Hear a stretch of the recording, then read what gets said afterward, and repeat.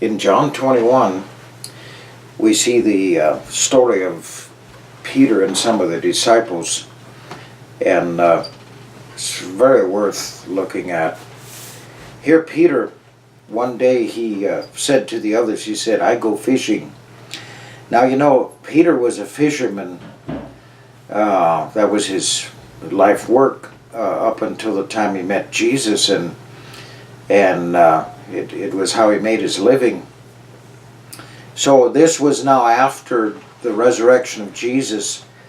One day Peter said, I'm going to go fishing. And the others said, well, we'll go with you. And Jesus had already appeared to them before, several times actually. And but it's very clear that Jesus was not with his disciples all the time. He would just suddenly appear and be with them for a little while, and then he would disappear. And so during one of these times in between his visitations, Peter decided that it'd be good to go fishing again. And so they went out on a boat,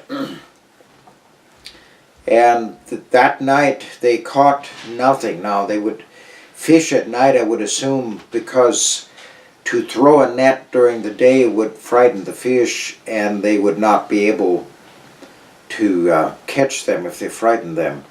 So fishing was normally done at night. Now, it says here in John 21 verse 4 that when the morning was come, Jesus stood on the shore, and they were still out in their boat on the Sea of Galilee, but the disciples did not realize that the person on the shore was actually Jesus. And so Jesus called to them. He said, do you have any meat? Or in other words, did you catch any fish last night? And they answered him, no. They didn't catch one fish all night long. Now he said to them, cast the net on the other side of the ship and you will find. Think a little bit how ridiculous this was. I don't know how wide that ship was, but when we were in Israel, we saw the remains of a boat, fishing boat, that they felt was from that same time period. And the boats back then, from what I can tell, were not more than 6 or 10 feet wide, especially the fishing boats that they used on the Sea of Galilee during that time period.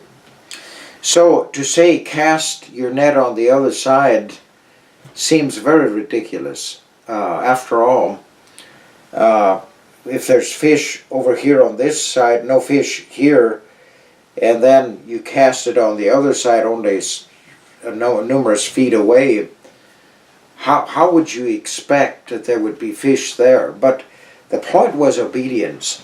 And so they just did what Jesus said. They cast on the other side, and all of a sudden they were not able to draw in the net because the net was so full of fish. And now Peter, all of a sudden he began to realize, you know what, this is the Lord. This has to be Jesus. How did he figure that out? If he wasn't able to tell who it was just by looking, how did he determine that this was Jesus? Well, I suppose it was because of the miracle. This was a very clear miracle that Jesus was doing. And the miracle followed after they were obedient to his word. And Peter says, this has got to be Jesus. And he put on his fisherman's coat, and he threw himself into the sea, and immediately went for shore. And they weren't really far from land, but the others came with the boat. They were dragging the net with them. It was too much to bring it into the boat, so they just dragged this net all the way into the shore. And when they came to shore, they saw that there was a fire there, and there was fish on the fire. And then Jesus told them, bring of the fish that you caught. And they drew in this net. It was full of, it says, great fishes, 153. And for all this, the net was not broke. Now look at this. Here they had been fishing all night long, nothing. And all of a sudden, at the word of Jesus, they just did what he said. They obeyed him. It seemed by the hearing of the ear and the natural eyes, the natural senses would declare, this is totally ridiculous, nothing will come of it, it's not even worth trying. But when they followed through in obedience, here's what happened. 153 big fish. Now, I don't know how big that was really, but when it says great fishes, I believe it was really, really good ones. And so, and the net didn't break. That in itself also was a miracle. And so Jesus said to them, come and dine, come and eat with it. Let's eat together here. And everybody by then knew that this really was Jesus. And Jesus came and he gave them bread and he gave them fish, and they had fellowship together. Now, several things that we want to see in this. And one is that Peter, he was a fisherman by trade. And when things go well in a trade that you enjoy or that you are involved in, when things prosper and go well, it gets you excited. It doesn't matter what your profession is. If things go well and you prosper in it, especially for men, this is something exciting. But I noticed one thing about this fisherman Peter, that on impulse, as soon as he realized that this is Jesus on the shore, that prosperity in his fishing expedition really did not mean that much to him. But what really meant something more than anything else was fellowship with Jesus and being in the presence of Jesus Christ. This, we see by this example, that this was far more important to him than the fishing enterprise. Today there could easily be the mindset, or they could have even had this mindset, depending on where their heart was. Well, isn't this wonderful? Here, let's have a partnership with Jesus, a fishing partnership. And he can just tell us where to go and where to cast the net, and we can make out big time. I don't know what they would have, think of selling 150 fish if they ate 3 or 4 or 5 of them. But they would have had 100, way over 100, maybe close to 150 to sell. And they could have made out big time with if they could just do that, maybe several times a week. Just go out and catch just big amounts of fish and sell them. Oh, what an enterprise we can have.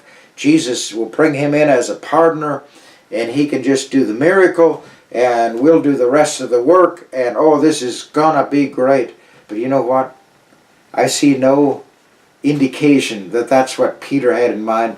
I see no indication that that's what the disciples that were with him had in mind. No, what was more precious to them, and I'm sure they appreciated the great amount of fish, but what was more precious to them was the presence of Jesus and being in fellowship with him. He called them to fellowship that day. It's not recorded that any of them said, hey, you know what, this is good. If you take these fish on shore and we'll just maybe cast another net, or we'll go right back out there, see if we can get another net full like this. There's no indication that anybody had those thoughts. Why not? Because we can see that their heart here really was after being in the presence of Jesus, and he called them, he said, come, let's eat together. just sit down and be in fellowship with Him. Oh, hallelujah. How awesome that this is so wonderful. And so we see here now that Jesus had Peter's, he had his full attention here now. And this is what the Lord is looking for in us. He wants our full attention. And this great blessing that He had given them, it brought them to full attention to Jesus Christ. And this, I believe, is what the blessing of God is meant to do for us. It is to bring us into full attention. And so it is when we're thankful and we're grateful and we realize that every good and every perfect gift, whether it's a natural one or a spiritual one, it's all from the Lord. And here it drew them into a closer fellowship with Jesus, and it prepared their heart to receive what He had to say to them further. Now they were ready, and now Peter was ready to receive further instructions. And you see, that's how it is for us. When we overcome the distractions that are all around us, and believe me, we have many, whether it's the internet or whether it's the phone or whether it's news or whatever it is, there's so many distractions to keep us from the presence of Jesus and therefore from hearing really what He has to say. But just to conclude this now, we see that they took the instructions of Jesus against all reason when they cast the net on the other side. And then when the great amount of fish was caught, they were not distracted by that success. But it brought them to a place of worship. It brought them to a place where they drew into the fellowship of Jesus and sat down and ate with Him. And in that presence and in that fellowship, they were now prepared to receive further instructions. And that's how it is for you and me as well. God bless.